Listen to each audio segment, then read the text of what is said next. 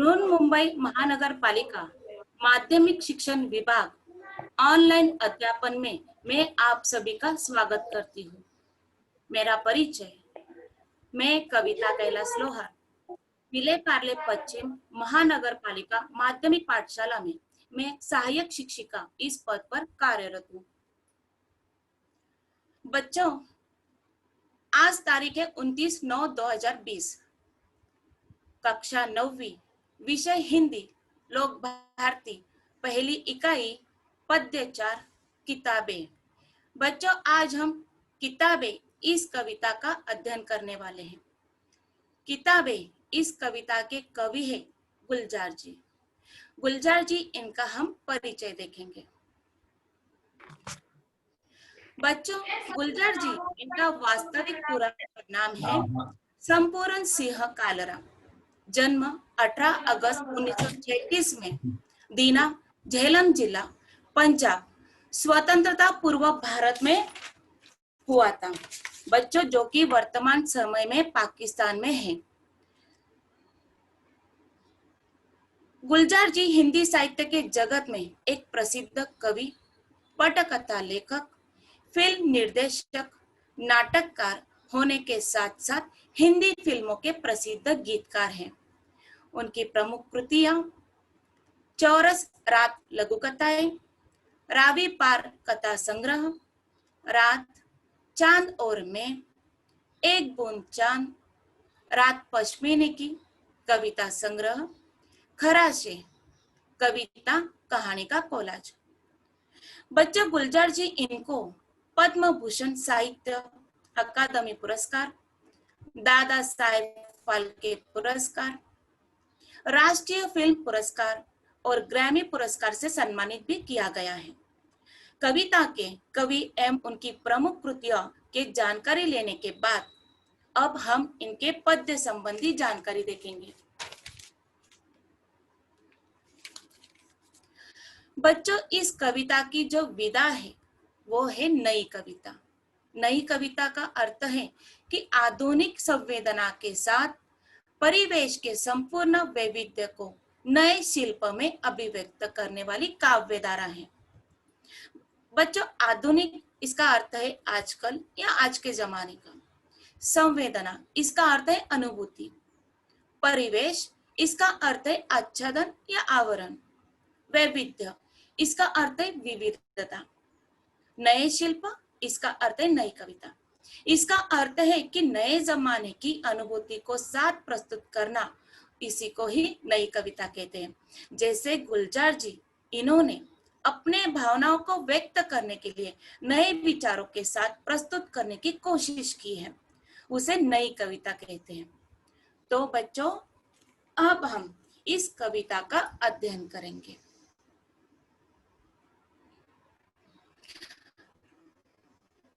प्रस्तुत कविता में गुलजार जी ने पुस्तकें पढ़ने का सुख, कंप्यूटर के कारण पुस्तकों के प्रति अरुचि, पुस्तकों और मनुष्यों के बीच बढ़ती दूरी और उससे उत्पन्न दर्द को बड़े ही मार्मिक ढंग से प्रस्तुत किया है।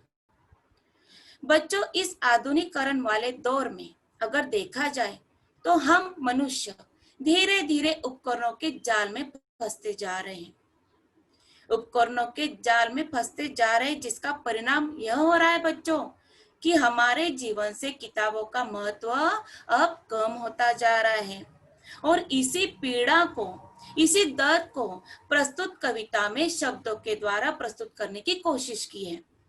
बच्चों, किताबें इस कविता के पद्य संबंधी जानकारी लेने के बाद अब हम इस कविता का स्पष्टीकरण देखेंगे, जहां पर हम प्रत्येक परिच्छेद का सरल अर्थ देखेंगे और साथ ही साथ उन परिच्छेदों को आए हुए कठिन शब्दों का अर्थ भी लेंगे।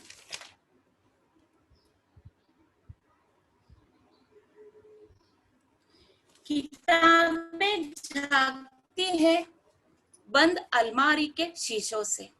किताबें झांकती है बंद अलमारी के शीशों से, बड़ी हसरत से तकती है। महीनों अब मुलाकातें नहीं होती जो शामें इनकी सोहबत में कटा करती थी, अब अक्सर। गुजर जाती है कंप्यूटर के पर्दों पर, बड़ी बेचैन रहती है किताबें। गुजर जाती है कंप्यूटर के पर्दों पर, बड़ी बेचैन रहती है किताबें। इन्हें अब नींद में चलने की आदत हो गई है।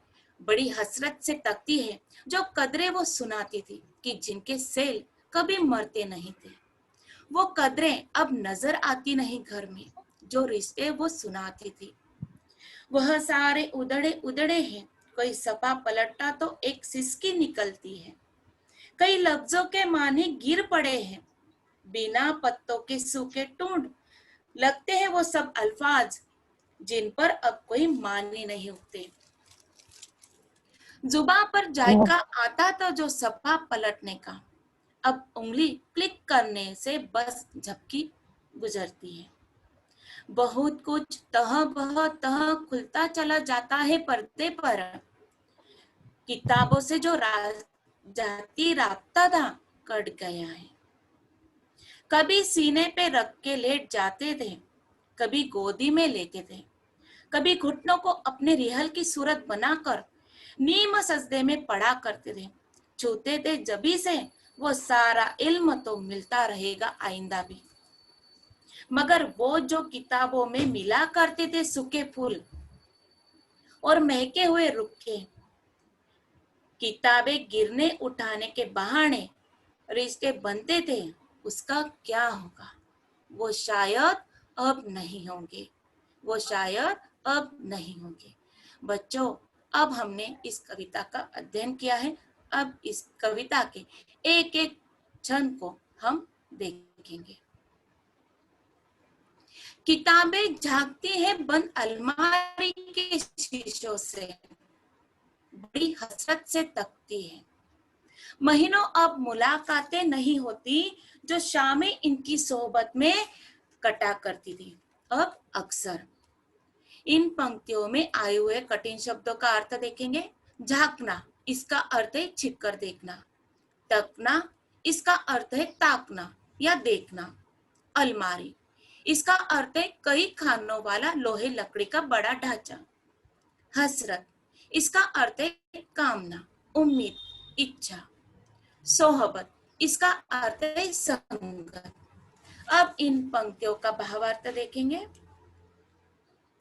कवि कंप्यूटर के युग में किताबों का पहले जैसी उपयोगिता न रह जाने पर अपनी तीव्र मानसिक पीड़ा का चित्रण करते हुए कहते हैं कि आजकल किताबें अलमारियों में रखने की, अब उन्हें अलमारी से निकालने की जरूरत ही नहीं पड़ती है। बंद अलमारी की ओर देखने पर ऐसा लगता है जैसे किताबें अलमारी के शीशों से कवि की ओर झांक रही हो।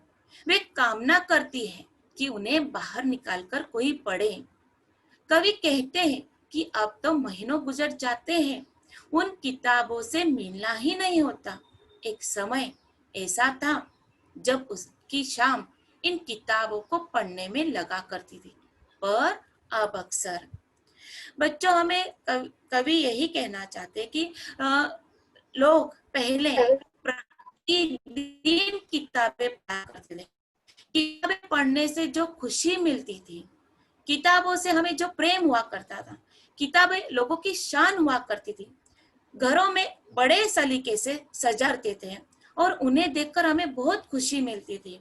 पर अब इस आधुनिकीकरण उपकरणों की वजह से, यानी क्या, कंप्यूटर की वजह से, मोबाइल की वजह से हमें हमें अब ये दिखाई नहीं देता। पहले लोग हर शाम में चाय के साथ किताबें पढ़ते थे, रात को सोते समय किताबें पढ़ते थे और किताबें पढ़कर ही उन्हें नींद आ जाती थी। और अब ऐसा लगता है जैसे महीनों गुजर गए हैं, पर किताबें अभी कोई नहीं पढ़ता। किताबें अलमारी में ही बंद पड़े हैं, उन्हें कोई अब बाहर ही नहीं निकलता।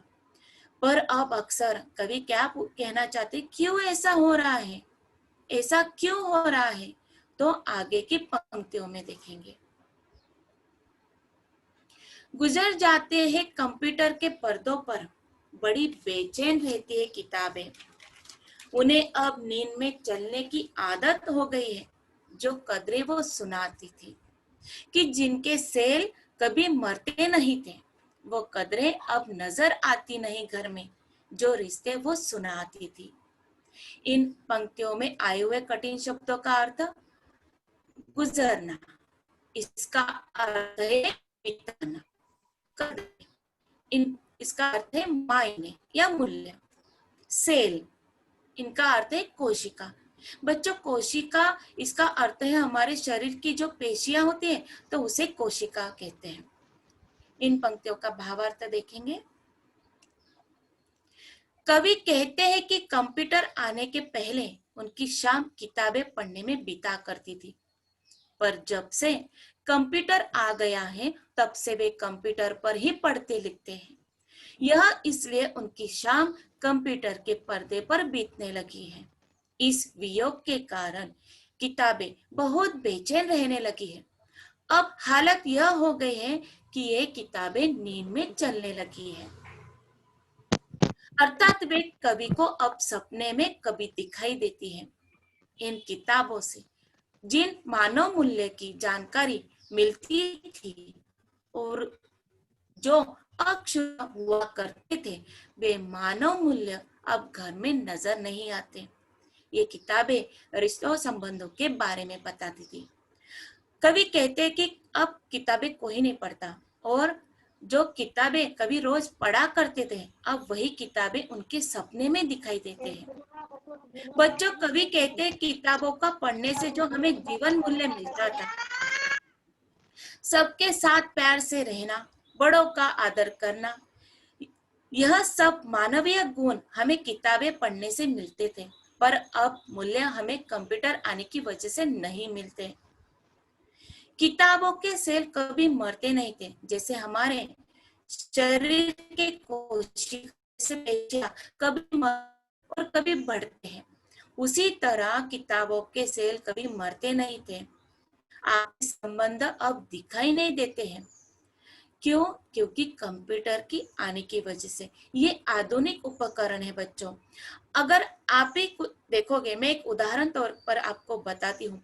अब हमें हमारे घर में जो भाई है, जो बहन है, माता पिताजी है, अब हम अगर शाम में देखते हैं तो सबके हाथों में, यानी किसी के हाथ में मोबाइल है, कोई कंप्यूटर पर व्यस्त है।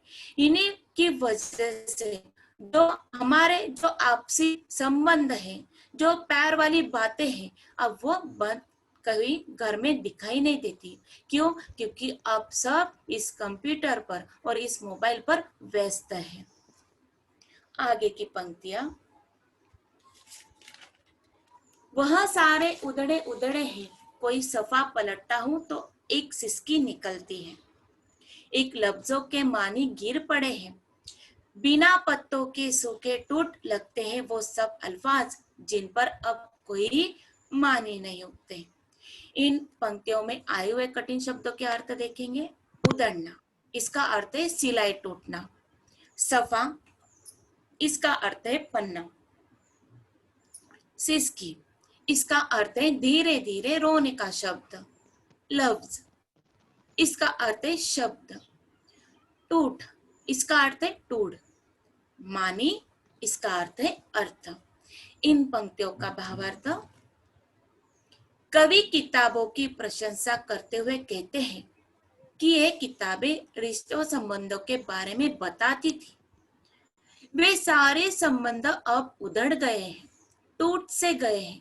अब वे उन किताबों का पन्ना पलटते हैं तो उनकी हालत देखकर उन्हें रोना आ जाता है और उनके गले से सिसकारी निकलने लगती है।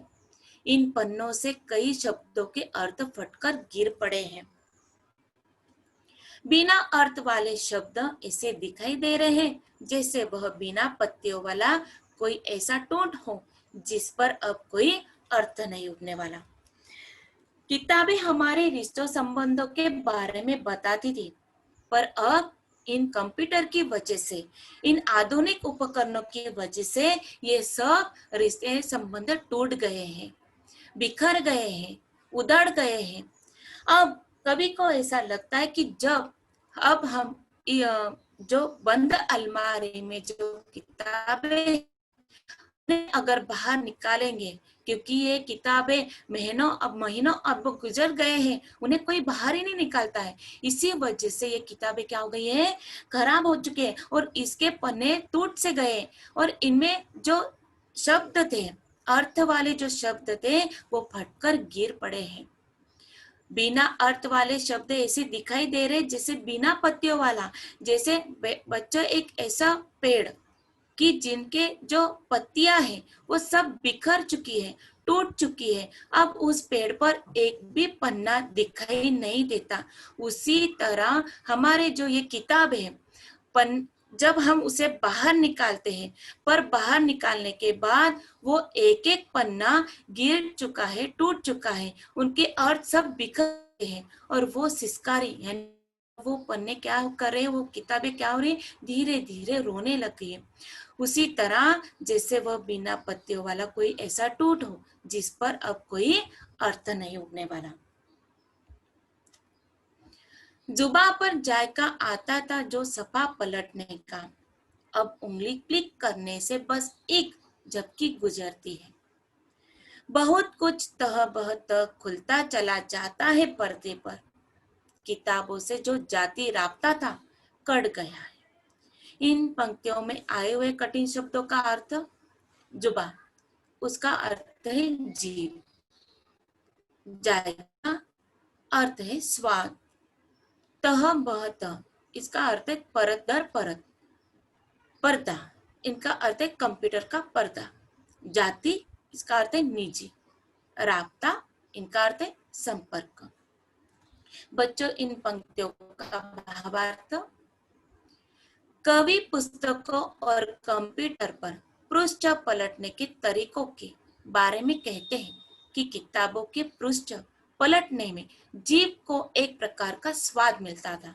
अब कंप्यूटर पर उंगली से क्लिक करने पर पृष्ठ पलक झपकते बदल जाता है। पर्दे पर मन चाहे ढंग से एक के बाद एक कोई भी पृष्ठ खोला जा सकता है। इसके कारण लोगों का किताबों से बना हुआ निजी संपर्क अब टूट गया है। कहना चाहते हैं, जब हम किताबों के पन्ना पलटे थे तब हमारी एक उंगली, बच्चों आपने भी कभी किताबों का पन्ना पलटते वक्त आपको भी इस किताबों का स्वाद मिलता था ना, कि जब हम एक पन्ना पलटते तो हमारी हाथों की एक उंगली सीधा हमारे मुंह में जाती थी और मुंह में जाकर हमारी जो थूक की वजह से हम एक एक पन्ना पलटते थे और उसी से हमें किताबों का जो स्वाद मिलता था। पर अब बच्चों इस कंप्यूटर की वजह से कंप्यूटर पर एक उंगली से क्लिक करने के बाद एक एक पन्ना खुलता जाता है, पर कंप्यूटर पर उंगलियों से क्लिक करने के बाद हमें जो किताबों का स्वाद मिलता था वो स्वाद अभी हम कंप्यूटर की वजह से नहीं मिल पा रहा है। एक के बाद एक करते पन्ना पलट जाता है और इसी कारण किताबों का महत्व क्या होता जा रहा है बच्चों, कम होता जा रहा है। बच्चों इन पंक्तियों में कवि ने इन पंक्तियों ने कंप्यूटर की विशेषता बताने की कोशिश की है। यानी कवि खुद कहना चाहते हैं कि जब हम किताबों में पढ़ते थे तो एक एक पन्ना हमारे एक एक उंगली के द्वारा पलटते थे, पर अब कंप्यूटर पर हमारे उंगलियों से एक एक करने के बाद एक एक पन्ना खुद ब खुद पलटा जाता है और हम किताबें पढ़ सकते हैं, कुछ वीडियो देख सकते हैं। यानी कंप्यूटर की यहाँ पर विशेषता दिखाने की कोशिश की है। कभी सीने पे रखे में लेते थे, कभी घुटनों को अपने रिहल की सूरत बनाकर नीम सजदे में पढ़ा करते थे। छूते थे जबी से वो सारा इल्म तो मिलता रहेगा आइंदा भी। इन पंक्तियों में आए हुए कठिन शब्दों का अर्थ, सीना इनका अर्थ है शब्द, गोदी इसका गोद, रिहल इसका अर्थ है किताब रखकर पढ़ने के लिए काठ का बना एक प्रकार खुलने बंद होने का साधन। जो मैंने इसके बाजू में उसकी तस्वीर, उनके चित्र लगाया है। नीम सजदे, इसका अर्थ है आधा माथा टेकना। जबी, इसका अर्थ है माथा। इल्म, इसका अर्थ है ज्ञान। आइंदा, इसका अर्थ है भविष्य। देखेंगे किताब बारे में बताते हुए के समय एक किताब कभी छाती पर रखकर लेट जाते थे, कभी उसे गोद में रख लेते थे, बनाकर उस रखकर कर पढ़ते थे, उसे माथे पर चढ़ाते ताकि भविष्य में होता रहे। बच्चों, आप भी कभी कभी या किताब पढ़ते समय हमें नींद आ जाती है, तो किताब हम कभी कभी छाती पर रखकर या हमारी गोद में लेकर हमें नींद आ जाती थी। कभी कभी हम अपने घुटनों पर, यानी जब सोते हैं तो सोते समय हम अपने पैरों को रियल की तरह बनाकर, यानी क्या रियल जैसे मैंने ये चित्र में दिखाया है उसी तरह घुटनों को रियल की तरह बनाकर उस पर माथा टेककर सो जाते थे। बच्चों, हम किताबों को माथे पर लगाते समय हम पढ़ते हैं या उसे करते हैं, क्यों? ताकि भविष्य में ज्ञान प्राप्त होता रहे, उससे हमें भविष्य में जो हमें भविष्य में भी काम आ सकते, इस किताबों को टेककर भी नमन करते हैं, पढ़ते रहते हैं। आगे की पंक्तियां, मगर वो जो किताबों में मिला करते थे सूखे फूल और महके हुए रुक्के, किताब मांगने गिरने उठाने के बहाने रिश्ते बनते थे, उनका क्या होगा?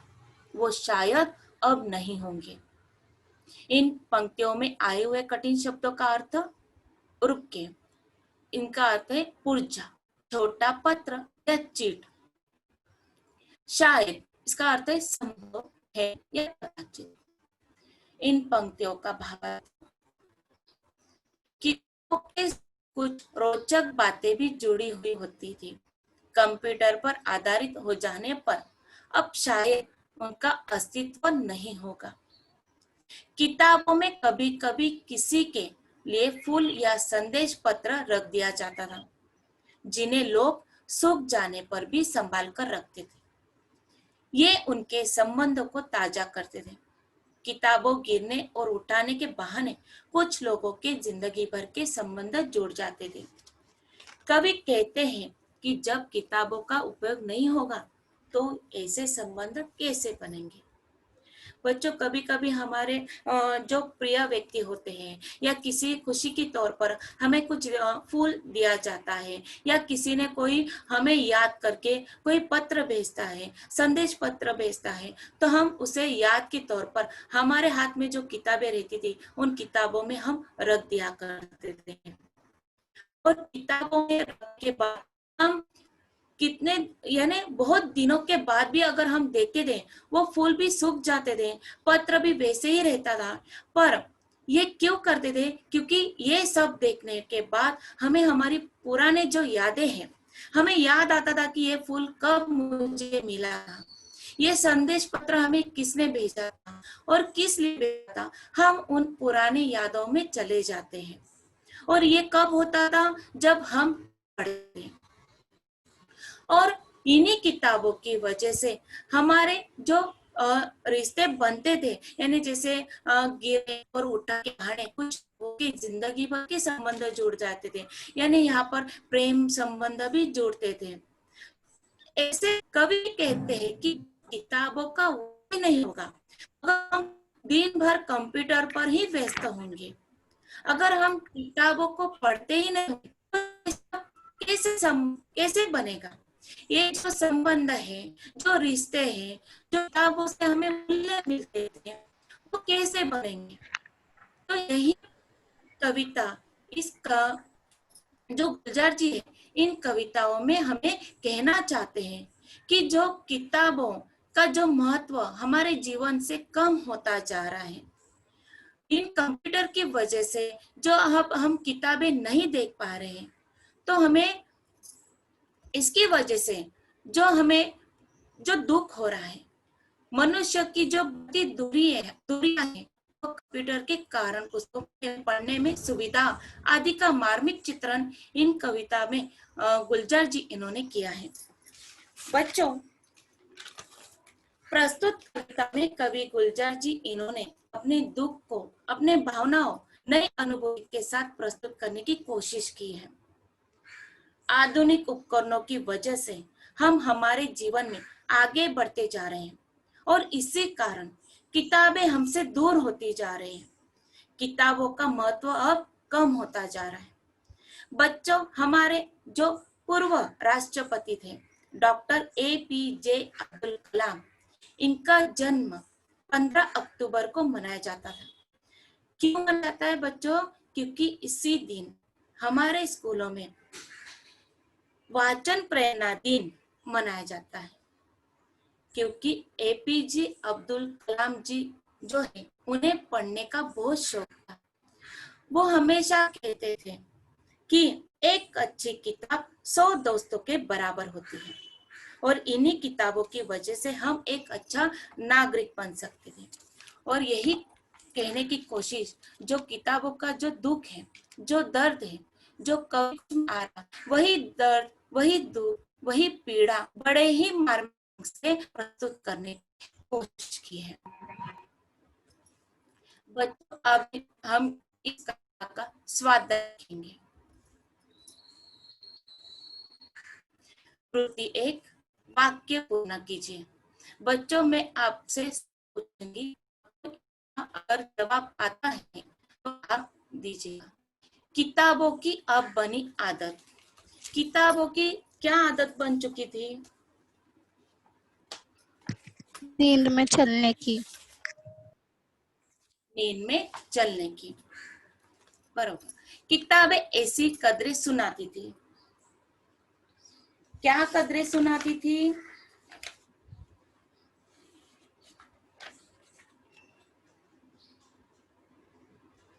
बोलो बच्चों।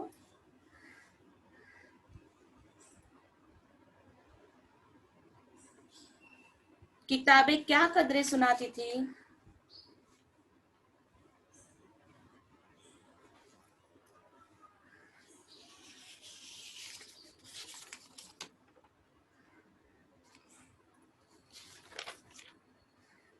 किताबें की सेल जो थी वो कभी नहीं मरती थी। ये कदरें वो सुनाती थी। कविता में प्रयुक्त उर्दू शब्दों के अर्थ लिखिए। सोहबत, इसका अर्थ बताइए बच्चों।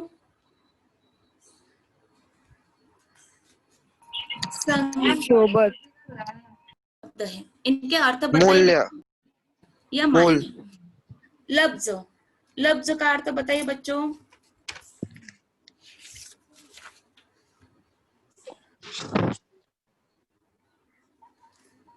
बताइए बच्चों लफ्ज। जायका, जायका।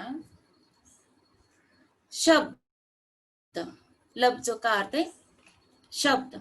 जायका, जायका का अर्थ बताइए। लज्जत, स्वाद, जायका का अर्थ है स्वाद। बर इल्म, ज्ञान, ज्ञान, ज्ञान, बराबर। अगला सवाल आकृति पूर्ण कीजिए। किताबें यहाँ रखते थे। किताबें कहाँ कहाँ रखी जाती थी? सीने पर, माथे पर, और गोदी पर, और घुटने, घुटने पर। सही जवाब दिया आप बच्चों ने। तो बच्चों, अगर आपको किसी को कुछ पूछना है तो आप मुझे पूछ सकते हैं कि कोई पंक्तियों का अर्थ नहीं समझ में आया होगा, कोई शब्द का अर्थ नहीं समझ में आया होगा, तो आप मुझे पूछ सकते हो।